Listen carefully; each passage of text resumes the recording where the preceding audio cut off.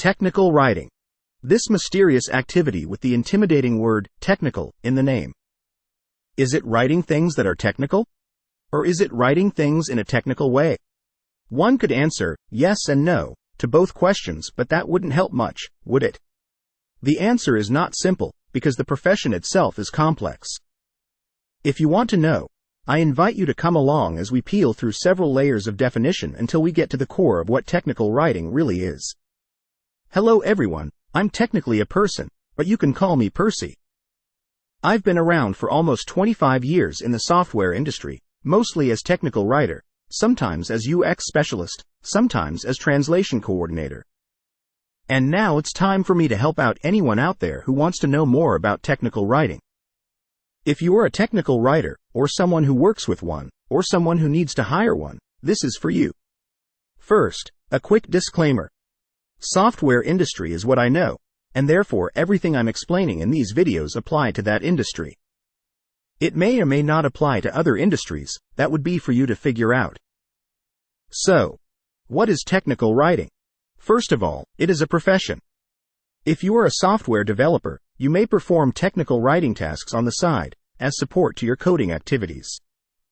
And you may even think that it's all there is to it. Code documentation with some additional layout and formatting, and pushing it to GitHub. In some situations, it may indeed cover your needs in terms of technical writing, but there is much more that you can do if you need to help out non-developer users of your products. And that would lead you to acquire a large array of skills. In fact, this profession is deep and fascinating enough that we can find out there are many different ways to describe it. Let's start with the cocktail party definition. When someone outside my profession asks me what I do, I say, I'm a technical writer. Then the person says, what's that? I answer, I'm the person who writes the user's manual that you get when you buy something. And the person says, oh, I never read those. I say, me neither. That's fine, I'm not offended. I just stop talking to that person for the rest of my life. Now, as simplistic and limited this description may be, it is very effective. It so happens that we technical writers create an artifact that is known to everyone, whatever their profession, education or age. So just by naming that artifact, the user's manual, we are automatically identified by everyone. So convenient. The downside is that in most people's mind, user's manuals is all we do. But it's okay, this line is still convenient. Trust me, the usability people don't have it so easy. Or most of the software professions for that matter. We could of course extend that simple sentence to a paragraph, and make it general enough so we could cover as much technical writing ground as we can, but before we do that, I suggest we have a look at real-life examples of what a technical writer can do. And what can we consider that would be more real than actual job descriptions? There you go. Let us check what technical writers are paid to do. For research purposes, during the summer of 2020, I collected about 20 job offers for the United States. From those offers, I extracted and grouped all the tasks that potential employers wanted us to perform for them. Actually, not all employers or recruiters provide a list of tasks. Some of them just summarize the global objective, they provide a list of required skills, and that's it. As a professional, it gives you the impression that no one on the other side has any idea of what you are supposed to do. I recommend caution with those. I even came across one offer, with no task at all but a list of skills, a list of required skills, and a list of preferred skills. There was a total of 22 skills. If they really need to find that very particular set of skills acquired over a very long career, I wish them good luck. So I have this big, juicy bag of tasks, around 100 of them. Some of them were synonyms, some of them were overlapping, some of them were quite unusual, and I had to massage all this data into something clean, well-dressed and groomed just for you, that I am calling the what you signed up for description. I'm warning you, we are in for a ride. I've got 3 parts. First, the basic common tasks of creating and managing artifacts, such as write the user's guide. Second, we have what I call the glue tasks. Actions that are often seen as secondary or even not seen at all, but are essential to any mission, like collaborate with product management. Third, we have rare tasks, things that you will see mentioned in one offer out of 10 or less. Pay attention to those, they are the most revealing of the environment you will work in. Let's dive in. 1. The basic tasks. For these tasks, I had to regroup the terms they use in 3 columns, and then merge all the synonyms into the most common generic terms. The 3 columns are action, then object, then medium. For example, in action you can have review, for object you can have instructions, and for medium you can have tutorials, and their association is the task, review the instructions for the tutorials. I did that because all actions can be applied to most of the objects, and each action-object couple can be applied to most mediums, and I did not want to list all the possible combinations.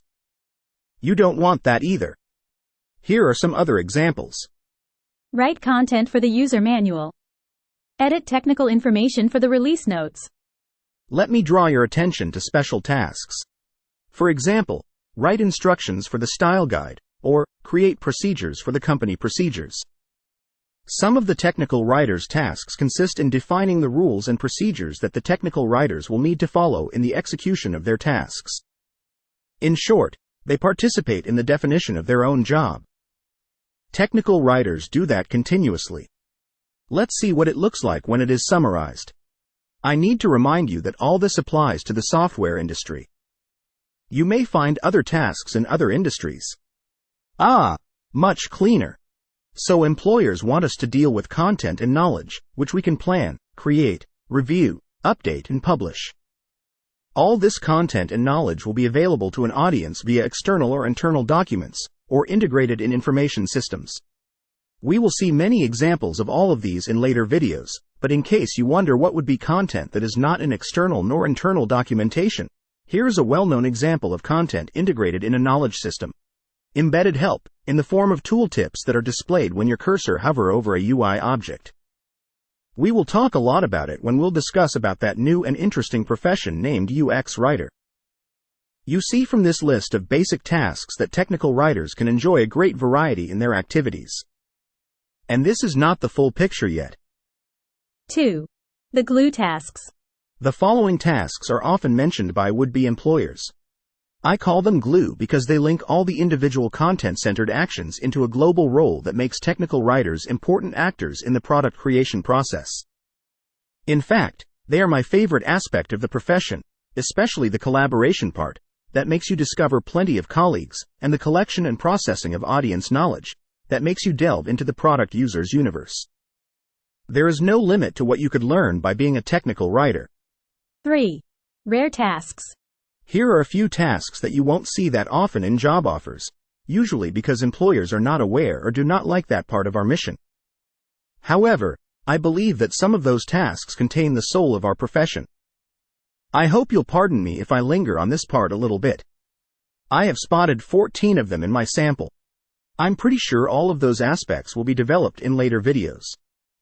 Right now, I'll try to be brief. Those 4 are actually part of every technical writing mission, but for some reason employers felt the need to specify. You may want to ask why. Did they encounter professionals who lacked in those areas? Did they first think it was unnecessary, then discovered their importance? I assure you, you will do those things every time. Those 4 are support roles attached to your main activities. If you like to be committed in your company's business and make a difference, apply to offers that have these. To me, they are components of the most exciting missions. Now for some hidden gems. If there is research in the name, it can never be bad. Besides, it can lead to the most interesting content to create, like white papers for instance. I definitely want to make a video about customer feedback. There is a lot of misleading information around on this topic. Note that this task is about features or issues on the product, not on the documentation. Among the feedback you may be collecting, there are always opinions on the product itself, and you must make sure that this valuable information ends up in the proper hands in your organization. Sometimes, even tutorials don't cut it, you need your audience to go hands-on. Another exciting situation, and the opportunity for more cross-service collaboration. Some say that here lies the future of our profession. We will go down that rabbit hole on this channel someday. Let us end this list with a couple of red flags. With practice, you will realize that a technical writer always works under tight deadlines. At least in the software industry. So no surprise there. We will explore why and how to deal with it in another video. The worrying part in this task is the mention of the amount of revision. The quality of technical content directly depends on the quality of its revision. If you end up in a team where you are requested to skim this part, you may find yourself in a tight spot where you are simply not allowed to do a good job. Be sure to discuss this during the job interview. This one puzzled me the most. The entire point of creating a portal where documentation is available is to give autonomy to your audience so you don't have to make them call you whenever they need some input. The job of a technical writer is precisely to make that task disappear. To be honest, an employer who considers it is okay to make people ask for directions and make your job to give it on an individual basis is to be ran away from. It shows a lack of respect for the customer and also for you. Didn't I tell you it was going to be a ride? By the way, are you still here? This analysis of job offers gives us an exploded view of what is expected from a technical writer. It is of course not 100% accurate and not comprehensive. Still, it contains useful information. I'd be grateful if would you put in the comments whether or not it helps you understand what a technical writer is. This, what you signed up for, description gives us a pretty good idea of what technical writers do. However, even though I have found online and in books many descriptions with many different degrees of precision between the simple cocktail party line and this detailed exposition, I was left wanting on one aspect of my profession: the purpose. Introducing the beacon in the night definition. Now here is the definition I work by. Technical writing consists in helping any group that needs information or knowledge in order to carry out actions or make decisions through the creation of artifacts. This is the condensed form. The objective of this condensed form is to set the right perspective for all the practical side of our profession. Basically, you have a group of people that we will call the audience. That audience wants to do something, possibly using a tool, but realizes that they need input, they have questions. If you want to help that group by providing the input in a way that is reliable, usable to them, and that doesn't require your assistance like training or mentoring would, you want to act as a technical writer. It is important to understand that we can act as technical writers regardless of what we produce. I can create a user's manual to help users, or a dynamic online form for applicants, or an elaborate spreadsheet tool for colleagues. As long as I provide reliable knowledge to help an audience do something or make a decision, I am a technical writer. Of course, there is a way to do it right, and I hope this channel will provide and receive loads of advice for that. But whatever we do it to help people.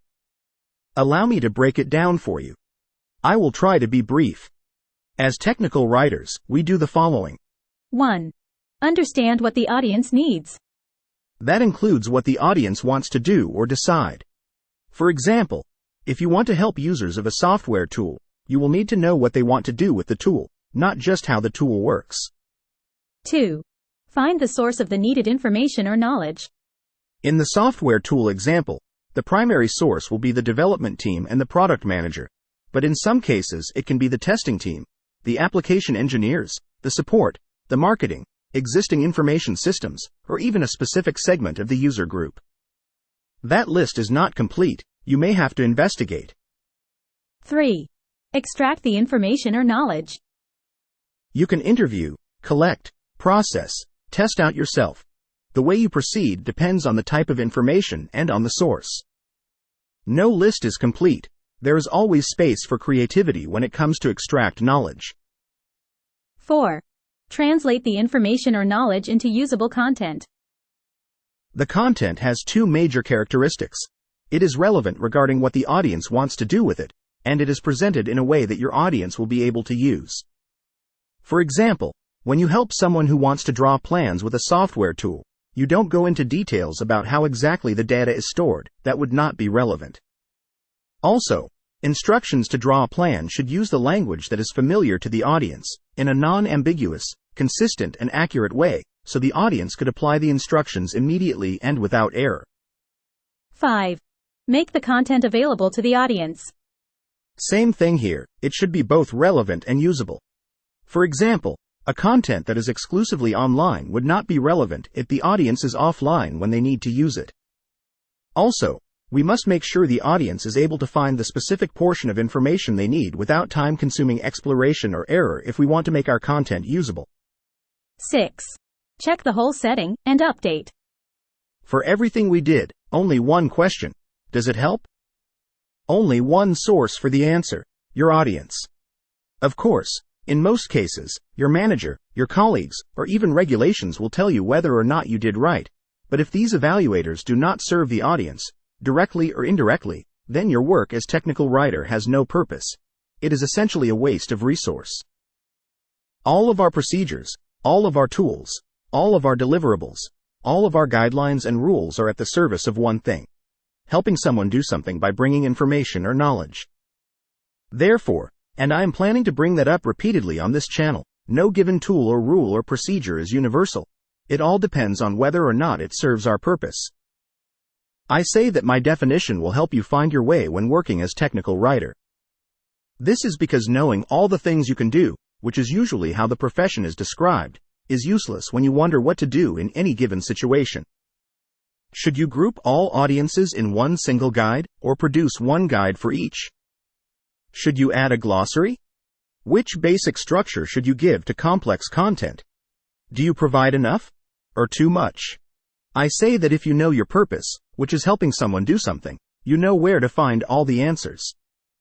What do you think? Now you may wonder, am I a technical writer whenever I provide information? Not necessarily. As you have guessed, a 20 minutes video cannot cover all sides of this profession. For example, one fundamental thing to keep in mind is the difference between technical communication and communication. That will be the topic of my next video. I cannot conclude this video without mentioning that every once in a while, I see a description of technical writing that stands out, at least from my point of view. For example, check out the one from the Mount Royal University that has been put online 11 years ago. I've put the link in the description. Do you see how the speaker derives everything from the audience's human experience? Usually, adaptation to the audience is presented as one way to improve the quality of the content, not as the starting point of everything we do. Check it out. This is my very first video.